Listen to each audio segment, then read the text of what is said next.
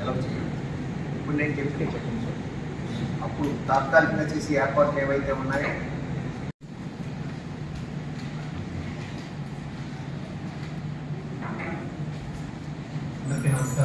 మీ nearest ఎస్హెచ్ఓలు ఎవరైతే ఉన్నారో మనం సంప్రదించి వాళ్ళు కూడా ఒకసారి విజిట్ చేయండి. దానికి మీరు డిపార్ట్మెంట్ ఇంజనీరింగ్ సంప్రదించి వీళ్ళు కానీ వీళ్ళు కానీ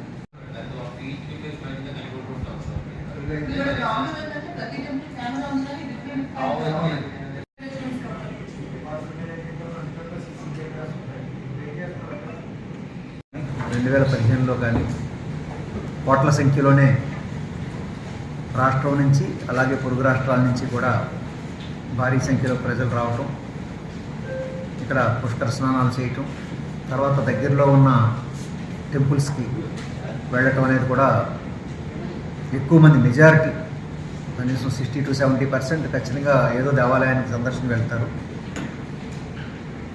ఈ సందర్భంలో ఏ ఏ టెంపుల్స్కి రష్ ఉంటుందన్నది మనం ఐడెంటిఫై చేయడం జరిగింది. దాదాపు 29 ప్రముఖ ఆలయాలను గుర్తించడం జరిగింది.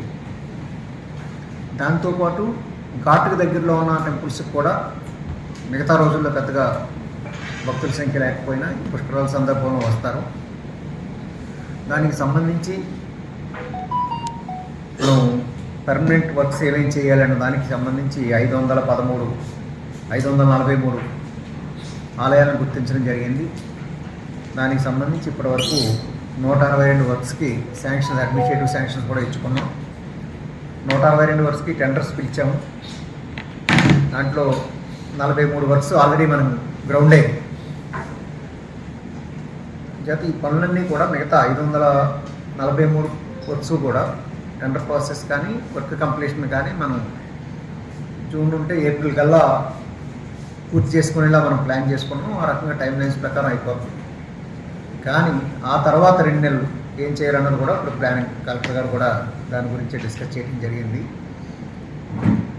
భక్తుల రద్దీ విపరీతంగా పెరుగుతుంది కనుక మనం టెంపరీ అరేంజ్మెంట్స్ కొన్ని చేసుకోవాల్సి వస్తుంది. ఇప్పుడు నేను చెప్పినవి కూడా ఇవన్నీ పర్మనెంట్ వర్క్స్.